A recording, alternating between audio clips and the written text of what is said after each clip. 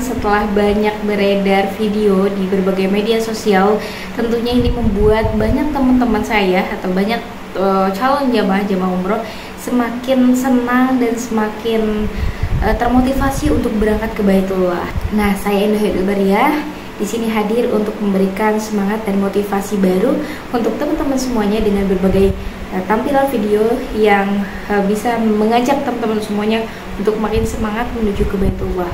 Dan mudah-mudahan dengan adanya video indah ini bisa makin memberikan manfaat untuk teman-teman agar bisa mempersiapkan lebih siap lagi menuju ke Baitullah, sehingga nanti teman-teman mendapatkan pengalaman ibadah yang luar biasa dengan pengalaman yang terbaik, bukan hanya perjalanannya, bukan hanya perjalanan fisik, tapi betul-betul dengan perjalanan rohani.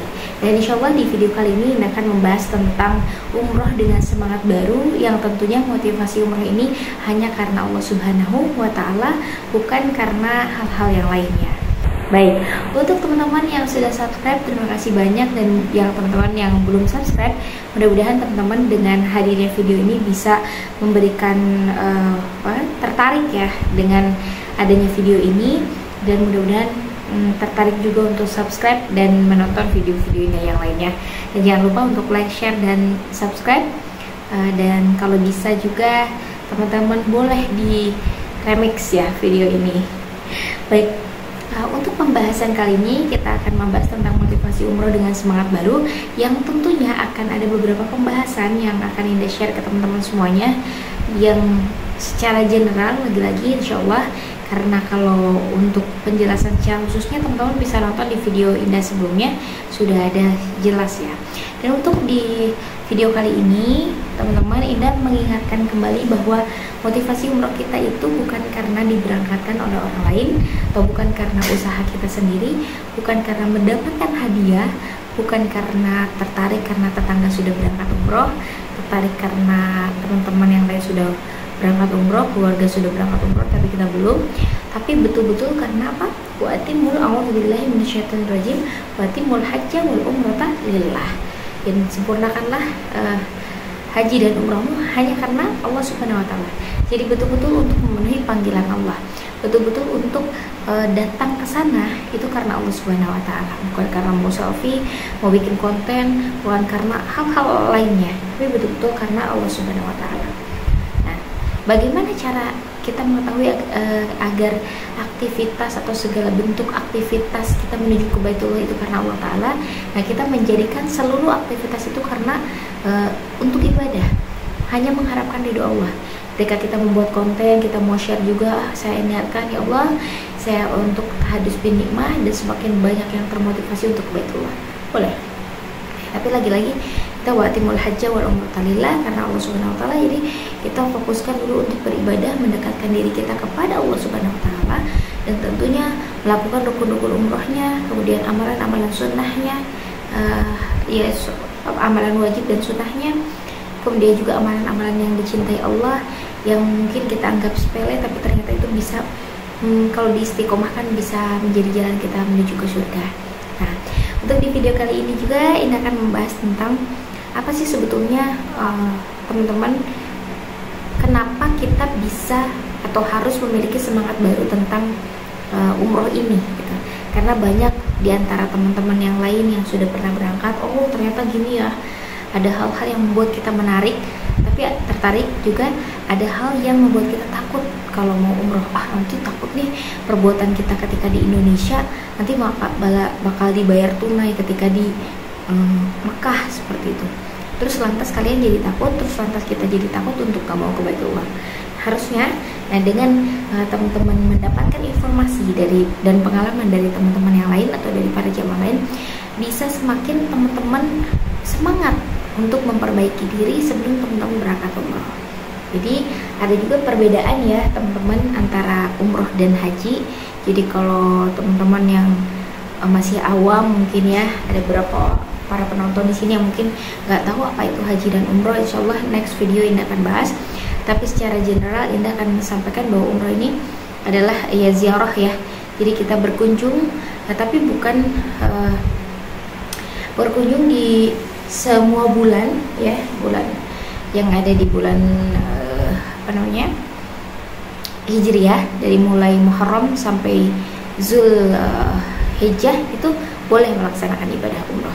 Tapi khusus di bulan Zulhijjah itu hanya orang-orang yang jamaah haji saja yang bisa melaksanakan ibadah umroh. Sedangkan orang-orang yang memiliki niat umroh saja bukan haji itu hanya bisa melaksanakan di bulan Muharram sampai Zulqa'dah. Dan itu pun tergantung kapan pemerintah menutup akses menuju ke Mekah seperti itu, dan atau kapan pemerintah Arab Saudi menutup akses para jamaah dari luar untuk menuju ke Mekah seperti itu. Jadi kalau umroh boleh di bulan-bulan yang lain, kalau haji itu wajib di bulan Zulhijjah seperti itu, bulan haji. Dan dari rukun-rukunnya juga berbeda ya. Kalau rukun umroh ada 5, rukun haji ada 6. Yang membedakan itu adalah rukun wukuf di Arafah. Jadi kalau haji nanti ada wukuf di Arafah tanggal 9 Zulhijjah, kalau umroh tidak ada. Kemudian perbedaannya juga dari mikot. Kalau umroh itu mikot makani, kalau haji itu mikot makani dan mikot zamani, seperti itu ya. Nanti insya Allah next video ini akan bahas tentang ini. Kemudian juga teman-teman, kita harus memiliki niat dan tujuan ya. Niat dan tujuan untuk umroh itu untuk apa? Lagi-lagi apakah memang hanya sekedar menggugurkan kewajiban, atau memang rindu banget ya hanya melepas rindu, ataukah memang aku mau menelusuri jejak peradaban Rasul gitu kan, dan sebagainya, boleh gitu. Tapi diniatkan, pokoknya niat yang dan tujuan utamanya itu adalah untuk mendekatkan diri kepada Allah hanya karena Allah Subhanahu wa taala gitu ya. Dan insyaallah untuk niat-niat yang lainnya itu nomor-nomor sekian insyaallah. Kalau kita nggak niat pun malah nanti biasanya itu Allah berikan ya. Kalau hal-hal yang berbau dengan dunia, kalau kita udah dekat sama Allah, ya Allah kasih semuanya seperti itu. Kemudian juga kita di persiapan ya teman-teman, persiapan mental dan persiapan fisik. Mentalnya apakah kita sanggup nih ketika nanti kita mendapatkan sajian apapun dari Allah, baik itu berupa nikmat atau baik itu berupa ujian ya. Karena hakikatnya ujian dan nikmat ini berbarengan, dan keduanya menguji sejauh mana kita bisa terus dekat dengan Allah, ataukah dengan adanya ujian dan nikmat ini malah kita semakin jauh sama Allah. Ini harus betul-betul diperhatikan. Mentalnya dikuatkan, seberapa kuat kita bisa menuju ke Baitullah. Apakah dengan menuju ke Baitullah ini kita malah makin sombong, makin jauh dari Allah, ataukah bisa lebih dekat dengan Allah dan semakin hari semakin banyak perubahan dalam diri. Yang tadinya mungkin kita banyak maksiatnya, setelah umroh atau sebelum umroh kita kurang-kurangin gitu ya, mengurangi ghibah, mengurangi suudzon sama orang, mengurangi iri dengki juga dan sebagainya.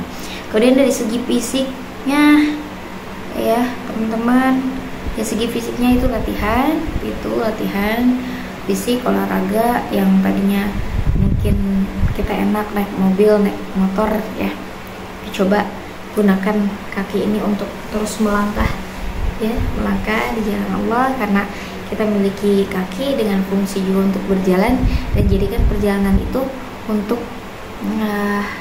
menuju Allah setiap harinya seperti itu ya. Nah, kemudian persiapan spiritualnya juga. Jadi teman-teman hafalkan doa-doa ya.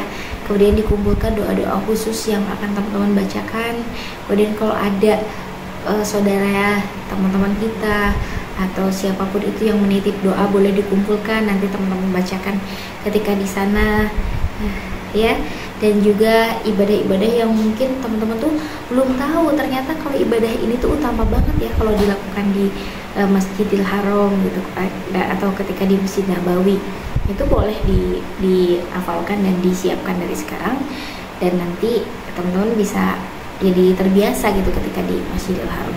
Yang dulunya mungkin bangunnya tuh jam 6 subuh gitu kan, kalau pas mau ke Mekah mah kita persiapan nih latihan gitu ya, bangun jam 3 subuh, nanti jam 3 siap-siap mandi dan sebagainya, lanjut nanti ke Masjidil Haram, sholat tahajud di sana, tadarus Al-Quran, dengarkan murotal dan sebagainya, sampai nanti bisa sholat fajar, sholat witir, dan sholat subuh dan sebagainya. Dan kemudian juga teman-teman harus sebisa mungkin mendengarkan ya kisah dan cerita inspiratif dari banyak-banyak orang yang sudah pernah berangkat ke Baitullah ya, khususnya ada mungkin kejadian apa, ada hal apa yang bisa kita hindari ketika nanti di Baitullah. Misalkan ketika di imigrasi harus ngehindarin apa, ketika di baru landing seperti apa, ketika kita di Mekah harus apa, ketika kita di hotel harus apa, sehingga nanti kita nggak tersesat, atau makanan-makanan juga kita nggak terlalu banyak membuat kita ngantuk gitu kan, jadi susah bangunnya atau yang lainnya ya. Dicek juga kutipan-kutipan dan doa-doanya, kutipan motivasi dari orang atau dari para ustadz gitu ya. Kalau saya kemarin-kemarin dapat informasi atau dapat nasihat gitu dari salah seorang ustazah gitu, jadi kamu kumpulkan dari sekarang gitu kumpulan doa-doa yang ingin kamu bacakan nanti ketika kamu nanti ada di Masjidil Haram, di Multazam, di Hijr Ismail, kamu bacakan itu semuanya gitu kan. Jangan sampai nanti pas ketika kamu nyampe di sana kamu bingung apa yang mau kamu doakan, padahal pas ketika di Indonesia kamu banyak list doa-doanya gitu kan. Atau kamu tidak mempersiapkan itu, jadi pas nanti ke sana ya aku mau doa apa lagi ya gitu. Udahlah satu doa doang, misalnya Robbana atina fid dunya hasanah, boleh kok, baik sekali itu. Tapi kalau ketika ada kesempatan yang baik, lakukan itu yang terbaik dan gunakan kesempatan yang terbaik itu untuk mendapatkan perubahan yang terbaik dalam diri kita, seperti itu ya. Apapun itu boleh kok dimintakan sama Allah. Bahkan kita pernah lihat video-video yang kayak di depan Ka'bah fulus, jadi dia minta uang gitu sama Allah, tidak apa-apa gitu. Dan ternyata memang diijabah ya pas ketika mereka pulang ke negerinya juga. Jadi orang kaya itu di pulang umroh. Oke, selanjutnya juga teman-teman ya, di checklist sebelum berangkat umroh, di checklist tentang dokumen, dibikin tulisnya. Dokumennya apa saja sudah selesai, bayarannya sudah, kemudian perlengkapan ihram, kemudian perlengkapan baju tidur, baju ibadah, mukena dan sebagainya. Untuk uang jajannya, untuk oleh-oleh dan sebagainya itu di list apa saja yang dibutuhkan ya.